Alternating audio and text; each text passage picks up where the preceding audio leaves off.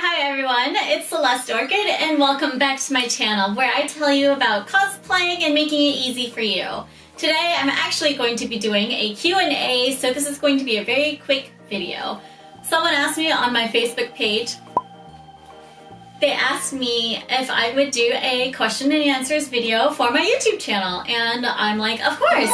Feel free to ask me anything and I will love to respond. If you don't know what cosplay is costume play. It is acting out like a character, dressing up like a character, or dressing up in designs. It's not necessarily supposed to be like fantasy work, but it can be, and it's just a really creative outlet.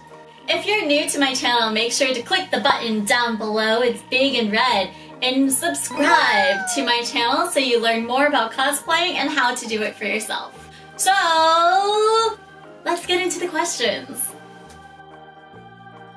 So the first question I have is from Gerardo Enriquez, and he asks, what was my very first cosplay? My very first cosplay, oh my god! This was back in 2005. I made a Renoa cosplay and it was awful. I hand crocheted her duster and the arm warmers, and I found a skirt at a store, and I didn't even have the shorts, I didn't have the right boots, and my hair was too long. So I had a really terrible version of Renoa, and lo and behold, my mom threw it away because my dog peed on it. But we all learn, and look where I am now, making much better costumes, not hand crocheting them. I mean, I can if I want to, but that just sounds ridiculous right now.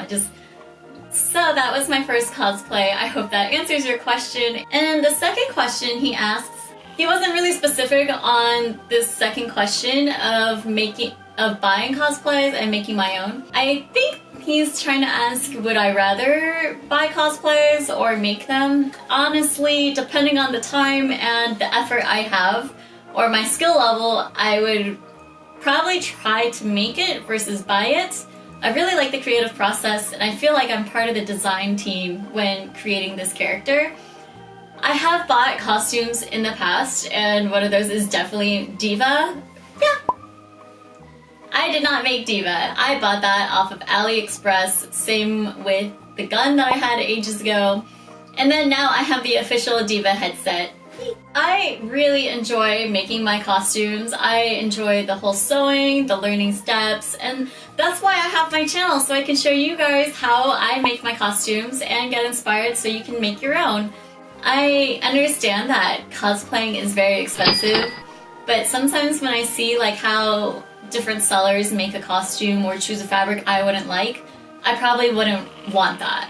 I hope that answers your question. If I wasn't clear enough, please message me down below and I will try to maybe answer it more correctly, maybe a more specific question rather.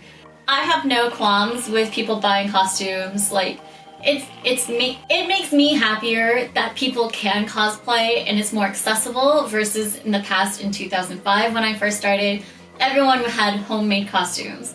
This day and age, we have contact lenses, special makeup, special prosthetics. We have all of who's its, what's its for everyone, and it's accessible to them.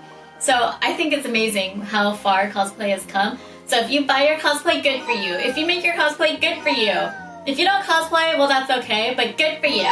Stephen Acklin asks, is there appreciation for simpler cosplays without as many details? Yes, of course, absolutely yes. And most of those I would definitely have to say are like sailor outfits, high school outfits, uniforms. Not all uniforms are very avant-garde or hard to pull off, but I definitely say there is a great appreciation for those. And one of the biggest ones in our generation that we had was definitely Elle from Death Note. Remember, he had a long sleeve t-shirt and a pair of jeans and a messy hair. Like, that's all you needed. Matt Norton asks, do you consider any characters too risque to ever cosplay as? No, I don't think there's a character that is too risque, but I think it has to be well within the design and it makes sense for me to do it. I think there are characters that are very risque and maybe I would cosplay as them.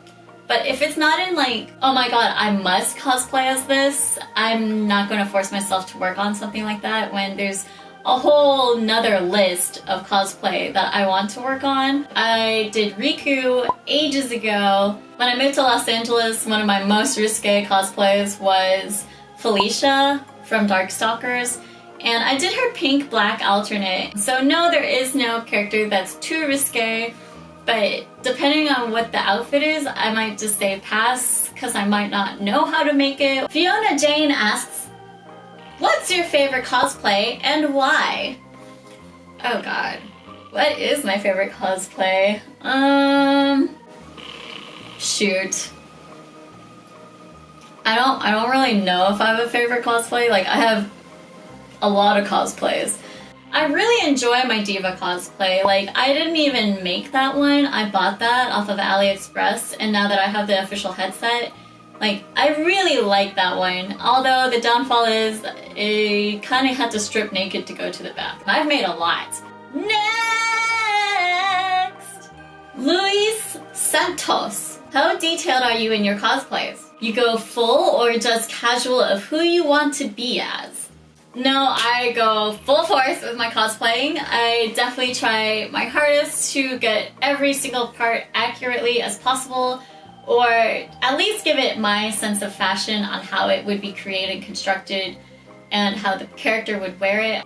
I definitely think like having as accurate to the source and bringing it to life really creates the skin that you're in, and it changes you to be someone else versus just being regular human Marissa. It really takes you to another reality, so I definitely don't like just wearing the wig and a t-shirt calling it a cosplay. I like wearing the full outfit or an alternate outfit. Next question is from Vanessa Renee Charles. How do you deal with crazy people while in cosplay riding on public transportation? In public, I know that I'm dressed in cosplay, but I get really embarrassed, especially when I'm going to an event. Like, I cover up, like, completely, like, ugh! At the same time, I know I want the attention, but I want the attention from other fans. I want it from people who get the reason why I do something. On the street, it's kind of embarrassing, but at the same time, it's like, this is something I love, and if you don't like it, it makes me feel uncomfortable. So, at its worst, people just stare, but I really don't have to deal with anyone bad. Let's go on to the next question! Next question is from Katrina L. Pleasant Wheatley. What is the biggest concern when doing cosplay? The biggest concern, huh? But my biggest concern is always looking good in photos, and that could be as small as like lipstick stain on my teeth or a messed up crooked wig, and I can't deal with that. If I come home and I see myself tagged in a photo and it's like, oh yeah, your wig is slightly shifted, I'm like, no! Say something dumb was stuck in my shirt and it's not supposed to be. Like, stop and tell me. Be like, hey, excuse me, but I don't think your costume's supposed to look like that. And I'll be like what? And they'll be like, oh, take that thing out of there. I'm like, oh, I don't know how that happened. Huh? Thanks for helping me like that. And then I can just go on my merry way, not looking like a freaking idiot. I always want to look good in photos. Even if it's a side portrait, back portrait, like any kind of picture of me, I just always want to look good. So that's my biggest concern. Everyone else, like, I don't know what they're thinking, but I'm just like, I just want to look good. I always want to look good. Last question, and that is from Thomas De Petrillo. What criteria do you use to pick your cosplays? Why, that is an excellent question.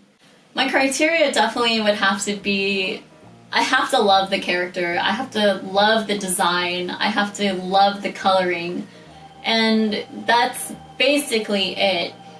Sometimes I do enjoy the challenge, and then sometimes it's about waiting to get the materials. Outside of that, it's really like, hey, how much time do you have? Hey, do you have the wig for it? Hey, what color is your hair right now? Oh, can you pull this off right now? Like, when do you want to wear it? Is it time to wear it? Like, I can't wear Lily in the middle of December. It's so cold in Denmark. That wraps up all the round of questions that I have this time. And I hope you got the answers that you wanted. So if you want to ask me something that I didn't answer or if I answered incorrectly, make sure to leave a comment down below so you can get in on the next QA video. I hope by answering these questions you have a little bit of clarity on who I am as a person and what I think of things. If you haven't checked out some of my previous videos, check out this one recommended by YouTube, or check out this one I recommend. Click the flower or my face down below to subscribe to my channel if you haven't done so already. And make sure to stay inspired and be creative, and I will see you in another video. Bye!